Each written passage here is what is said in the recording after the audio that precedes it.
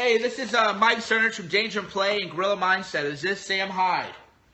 This is Sam Hyde from HydeWars.com. How you doing? Hey, man, I'm doing great. So, a lot of people, I've been doing what I'm calling a Cirno Song, and I'm on Periscope, and I said, I'm going to Periscope until I have 100,000 viewers.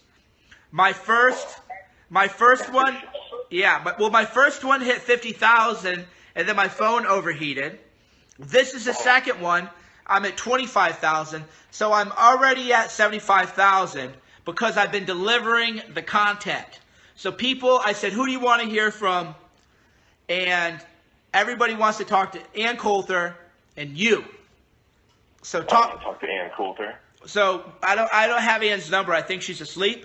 But to be honest, I would rather, don't tell Ann this, but I would rather talk to Sam Hyde than Ann Coulter because everybody's talked to Ann Coulter. I like to talk to geniuses that aren't world famous yet. So you're a genius, but you're not world famous. Are people listening right now? Yes. I'm not a genius. Don't call me a genius. You're I'm a guy. Dude, I'm a regular dude. No, you're not. You're a comedic genius. I'm a comedian. I'm good with comedy. That's my one thing. I'm kind of retarded in other, when it comes to like personal finances and other things. I can't really handle that sort of stuff, but I'm good with some jokes. Oh, you're not good, but okay, you can say you're good with jokes. Sam Hyde is a comedic genius. Well, thank you. Thanks very much. Yeah. Thank you very much, man. Yeah. All right. So talk to the people. You have a book coming out, I know, right? We have a book coming out. We have Super Hyde Vitality Tongkat LE, which is you take one of these pills, you're protected from globalists for the entire month. We have Hyde Wars fish oil. It's like regular fish oil, but it's packed with fluoride. It's got all the fluoride that you could possibly want. But yeah, we have a book coming out that we've been working on for 4 years, and we're rushing to release it because the title is How to Bomb the U.S. Government. And depending on which way the election goes, it'll be either even more relevant or something that's just sort of a joke that we don't really stand behind anymore. So, How to Bomb the U.S. Government. It's for sale on vapes.com. That's not a joke. If you go to vapes.com, they're a highly rated retailer. They have an A rating on Better Business Bureau, and they're the only people carrying our books right now. So if you go to their website, vapes.com, and type in How to Bomb the U.S. Government, it'll come up. Now, have you done a printing yet? Are the books ready to ship? The book's being printed. We had some trouble because any book that is priced competitively is going to be printed in China, and the Chinese refused to print our book because it contains anti-Chinese propaganda. They probably said something like, "So, what kind of a printed piece of book?" And so they're not printing the book in China. So that was a little complication, but it is being printed now. And we're going to have, if you look up $1 Million Extreme on YouTube, I'm going to post a video as soon as I get the print draft. They do it. They send out 5 copies to show you that the quality's good. And it's going to be printed. It's a very good art object. It's like a coffee table, very high quality print job. And it's supposed to get here on December 15th. So you're a comedian, and you also had you're part of a comedy troupe, right? Called $1 Million Extreme. Yeah. We have a show on Adult Swim called World Peace, and we've been making YouTube videos for like 10 years, some with varying degrees of success, but it's me and my 2 buddies. Well, you've gotten a lot of views on YouTube. I know that you have a very devoted cult following. Yeah, we have a strong following. The numbers aren't that high, but they're sort of weirdly into it. A lot of people show up. Some people are showing up outside my house. Other people they have varying degrees of fandom, but they're into the work. They like the work. Now you had the show on Adult Swim. How did did you guys hit 1 million viewers? We broke 1 million viewers on the first and last episodes, which is the first one we debuted after Eric Andre, so getting 1 million viewers, it was good, but it wasn't like we earned it. But then the last episode breaking 1 million was a really big deal and made a lot of people happy that we work with. Now, do you think you're going to have another season on Adult Swim? I don't know, honestly. They have 9 months to decide whether or not. They haven't given us the sort of Hollywood no yet, which is where they stop answering your calls. So we're still waiting to hear back on whether or not we get that. Now, a lot of people don't know, so how much, your show is around, what, 15, 20 minutes? How long does it take, though, to do a show like that? It takes a long time. We overshot, so total for the 6 episodes, 6 11-minute episodes, we probably had like 4 times as much material as we needed to fulfill that, and it took us like 6 months to put that together. So it does take a long time, and that's with people helping out. Now, are you guys going to release the unused footage to your YouTube or wherever? Well, we might, but we might just try to keep it moving forward and do new shit that is, topical and makes sense given the time that it comes out. So we might just keep rolling forward and forget the cutting room floor stuff. Gotcha. So how did you get your show? That's a big deal. How did you make that happen?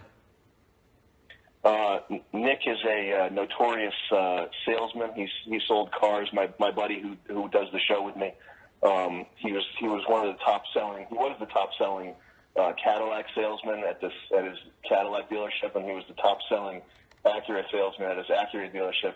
So he did some good work for getting us in there, and the fact that we've got a big fan base and a lot of content already made helped that out too. And so you've overcome a lot of cool stuff. Like, you really push the comedic envelope, and you've had people just hate you and go crazy on you. So how do you handle that? Well, it's pretty bad, man. It's pretty bad when you think about it. When people are like this time is really, it's really the precipice of a very binary outcome. Like, we're either going to, as a society, we're either going to return to patriarchy and freedom of speech, and like we're either going to have a very good outcome or we're going to have a really shitty outcome. Like, if we don't start, that's why it's sort of easy for us to push the envelope, I guess, is because if we don't, the outcome is going to be fucking gulags. It's going to be bad. So it's not like we were sort of wavering on the fence, like trying to decide whether or not we should do the craziest material we could. It's like either that or try to stockpile food rations and move to New Hampshire.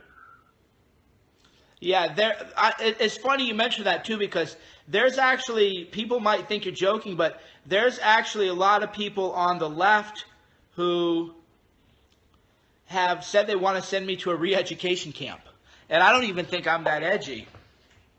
Oh yeah, man.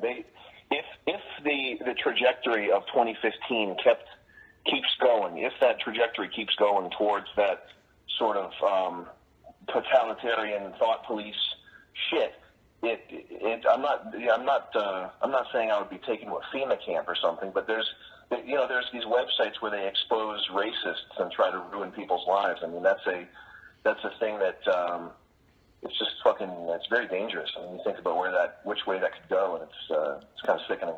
Well, you actually had BuzzFeed tried to get you fired from your job, isn't that right? Yeah, that guy really was gunning for me.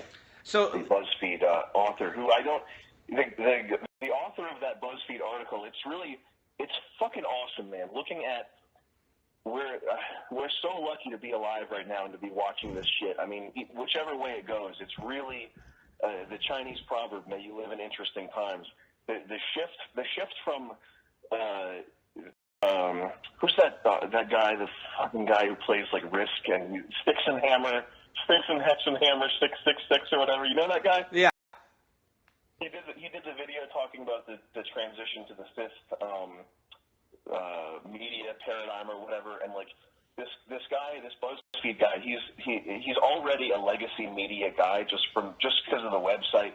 Like he's not one of these people like you who's cultivated a fan base of people who really care about what he has to say. He just has an outlet to say whatever he wants, and he and it's reflected on Twitter. He gets like 6 retweets. His article, he posted it himself and got 6 retweets. It's really cool to watch these establishment media assholes getting overtaken by fucking just regular people with Twitter accounts. I think that's one of the coolest things about 2016. Yeah, because I remember when his article posted, it only did like 25,000 page views, and I was making fun of him, and then BuzzFeed actually, they took it down. You know how BuzzFeed will show the stats? And I go, ha ha ha, you fucking cucks. Your shitty article's only got 25,000 views. I could blog them out my fucking lunch and get more than that. And then they actually pulled down the analytics from his article because that's how pathetic he was. Yeah, that's really awesome that they did that. It's good. I like to see purity in personality traits. Like Hillary Clinton is like a pure sociopath. Like she is pure unbridled ambition. I like when you see people with no dignity who just are like they have no shame about when they have to like tuck their tail and run away, and they're just grabbing like shipwrecked people at whatever they can to stay afloat for another 2 weeks or something. It's fucking crazy. Well, I'm glad you said that you like them, because a lot of people don't understand that about me either. As they say, I bet you hate the Hillarys, and I go, I find them interesting because they are as pure will to power, whether you like her or not. It's just pure. They don't. They'll kill kids. They'll rape kids. They'll do anything to keep the Clinton power. Yeah.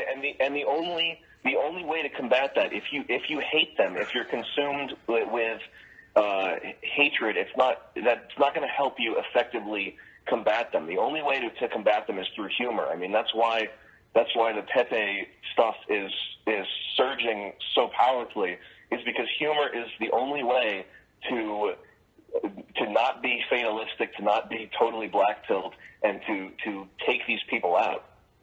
Yeah, there's I'm glad you say that, because that's the thing that a lot of people don't understand about me is before Periscope, they assumed that I was this like angry dude ranting at the internet all day.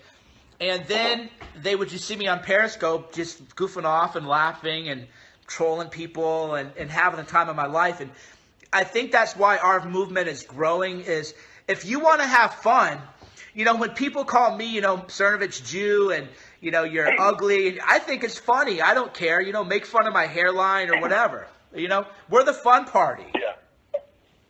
Yeah, it has to be fun, because if you try to lecture somebody, nobody has the attention span to listen to 15 minutes about why war is bad. I mean, you're not going to convince anybody of your position with factual, reasoned. I mean, you'll convince some people. You'll convince good people. You'll convince people who are worth a damn and will listen to reason. But most people will just be like, it's depressing. I want to go buy lottery tickets. I want to go. I want to get a smoothie. I'm tired of being lectured to about something depressing. It has to be funny. It has to be fun and entertaining. And then on the left, it's like you say one wrong thing, they're just waiting for you to slip up. It's the school marm. It's like you made your aunt angry. And that's where you're doing good work. You're making people laugh. Speaking of the Clintons, here's something you'll appreciate while you have on the line. So in one of the WikiLeaks, they were talking about how a Clinton employee tried to kill himself. So I'll just read this to you because it was funny. They go, late last night, Laura Graham called me as she couldn't reach my brother or her shrink. She was on Staten Island in her car, parked a few feet from the water's edge, with her foot on the gas pedal and the car in park. She called to tell me because of the stress she might kill herself. Next paragraph. But I'm sure Chelsea is more concerned with a mostly fake story in the New York Post about her dad's infidelity. So even Chelsea is a sociopath. One of their employees is going to kill herself, and their own people are saying, well, yeah, but Chelsea, all she cares about is this article in the Post. So it's just a family of sociopaths.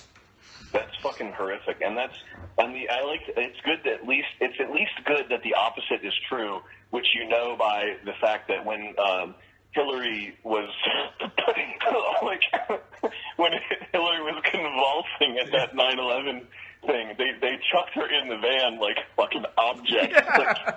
Like, She's not human. That the inhumanity goes both ways over there. I mean, that's the good part about that. It's horrific. That's fucking horrific, though.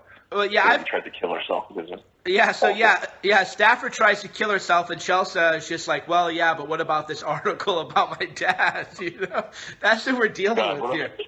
What a fucked up bitch. Yeah, it's there's some real like Game of Thrones people. I've heard from from Secret Service actually that working for Sick Hillary is actually a hardship tour, and they have to give the guys they got to give them under the table bonuses. Yeah, I've seen that. I've seen some of that stuff too. That's pretty good. I mean, just like I said, the appreciation of a pure personality type. Just imagining her being just absolutely vicious, like you know that she could be with these bulky ex state troopers or whoever ends up getting hired for the Secret Service. Yeah, I agree. So how can people who've never heard of you, which if you've never heard of Sam Hyde, I don't know what to tell you. How can people learn more about you? If you look up clips of our show, which is called World Peace, those are pretty good. And if you want to see some classic stuff, if you have a slightly longer attention span, you could look up MDE Ideas Man. That's the one we did a long time ago, but it's really good. That's on YouTube. Before I let you go, actually, because a lot of people appreciate this because we like to talk about how shit the media is. Hasn't the media accused you of being a mass shooter on several different occasions? Yeah, and they've done very little in the way of fact checking. And I think there have been instances where they left the article up for like 2 weeks after it's come out that they've put it up. But yeah, I've been accused of many acts of terrorism and mass shootings.